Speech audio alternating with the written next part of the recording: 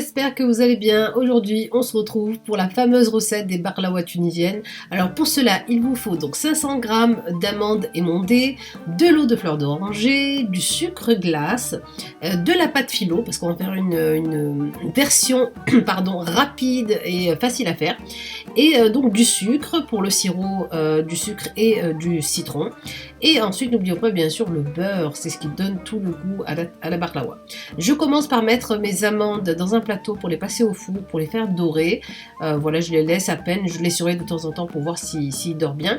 Et en attendant, je vais m'occuper de mon sirop. Alors pour le sirop, chacun fait comme il veut, mais moi, enfin, ça dépend des fois je le fais épais, des fois je le fais liquide, mais je fais la plupart du temps pour par exemple pour 4 doses de sucre, 2 doses d'eau. Ça y est, mes amandes ont doré et mon sirop est en train de bouillir. Je vais m'occuper donc de hacher mes amandes. Je les mets dans mon mixeur. Et donc je les mixe ni trop fines ni trop épaisses, pour laisser quand même un peu de mâche. Je les mets après dans un récipient, j'attends qu'ils refroidissent un peu, je les mets dans un récipient, je mets mon sucre glace par dessus et un peu de fleur d'oranger. Après c'est à vous de doser au goût, le sucre si vous en voulez pas du tout, vous pouvez ne pas en mettre parce qu'il y aura le sirop de toute façon tout à l'heure après. Et pour l'eau de fleur d'oranger, pareil, si vous aimez beaucoup la fleur d'oranger, vous pouvez en doser un peu plus.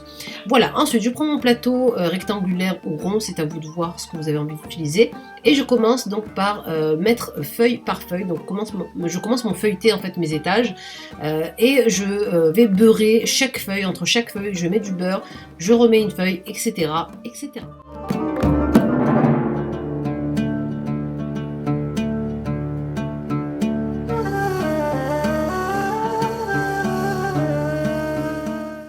Ensuite, une fois que j'ai mis par exemple environ, on va dire 8 à 10 feuilles en dessous, je vais donc poser mes amandes et je vais vraiment essayer de faire en fait, comment dire, aplatir mes amandes le plus plat possible pour que ce soit bien droit, et je les tasse un tout petit peu aussi pour qu'on ait en fait une pièce en fait de baklawa. Ensuite, je viens recouvrir et je fais en fait la même chose que j'ai fait tout en dessous. Je mets 8 à 10 feuilles par dessus et entre chaque feuille je vais beurrer vraiment toute la feuille et la coller bien comme il faut à mon plateau pour que ça tienne bien à la cuisson.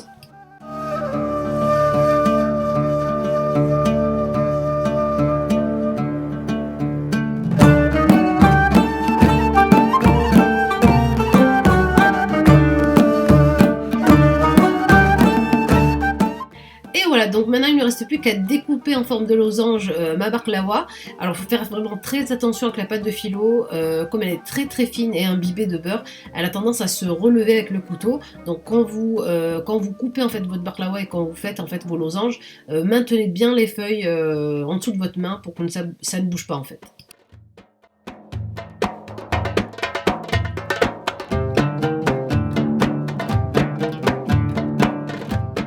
Ensuite, je mets mon four à préchauffer entre 180 et 200 degrés.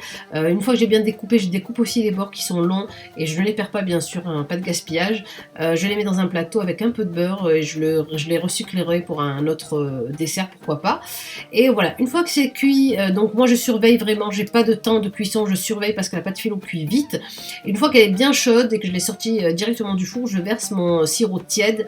Donc il faut vraiment faire cette étape-là, donc la baklawa bien chaude et le sirop tiède.